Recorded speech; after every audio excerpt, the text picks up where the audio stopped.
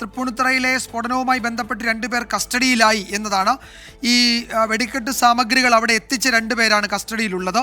ഈ സ്ഥലം ക്ഷേത്രത്തിന്റെ ഉടമസ്ഥതയിലുള്ള ഒരു സ്ഥലമാണ് ഇത് സൂക്ഷിച്ചത് എന്ന വിവരവും വരുന്നുണ്ട്. അശ്വിൻ പാലാഴിയാണ് വിശദാംശങ്ങളുമായി ചേരുന്നത്. അശ്വിൻ, കസ്റ്റഡിയിലുള്ളവർ ആരൊക്കെയാണ് എന്നതിന്റെ വിവരങ്ങൾ ലഭിച്ചിട്ടുണ്ടോ? ഈ വെടിക്കെട്ട് സാമഗ്രികൾ എത്തിച്ചവർ എന്ന് പറയുമ്പോൾ ഇതിന്റെ കരാർ ഏറ്റെടുത്ത ആളുകൾ എന്നാണോ നമ്മൾ കരുതേണ്ടത്?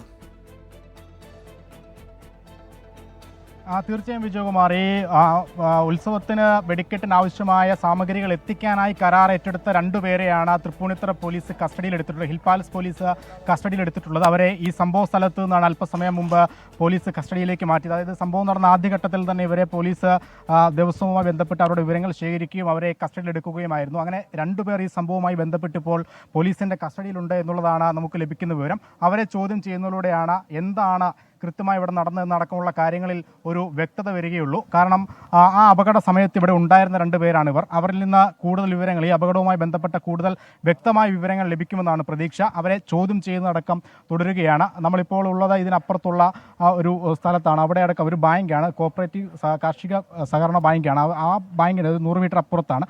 അവിടെ പോലും ഈ അപകടത്തിൻ്റെ ഒരു ആഘാതം എത്തിയിട്ടുണ്ട് എന്നുള്ളത് ദൃശ്യങ്ങളിൽ നിന്ന് വ്യക്തമാണ്. എന്തായാലും ഈ സംഭവവുമായി ബന്ധപ്പെട്ട് നിർണായകമായ പേരെയാണ് ഇപ്പോൾ പോലീസ് കസ്റ്റഡിയിലെടുത്ത് ചോദ്യം ചെയ്യുന്നത് എന്നുള്ളതാണ് ഏറ്റവും പ്രധാനപ്പെട്ട കാര്യം.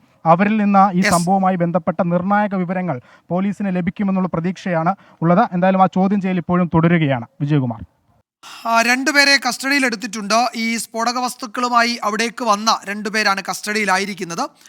നേരത്തെ നമ്മൾ പറഞ്ഞതുപോലെ 16 പേർക്കാണ് പരിക്കേറ്റത്. ഒരാൾ മരിച്ചു. 4 പേരുടെ നില ഗുരുതരമായി തുടരുന്നു. കൊച്ചി മെഡിക്കൽ കോളേജിലാണ് ഗുരുതരമായി പരിക്കേറ്റവർ ഉള്ളത്. മറ്റുള്ളവർ തൃപ്പൂണിത്തുറയിൽ താലൂക്ക് ആശുപത്രിയിൽ ചികിത്സയിലാണ്.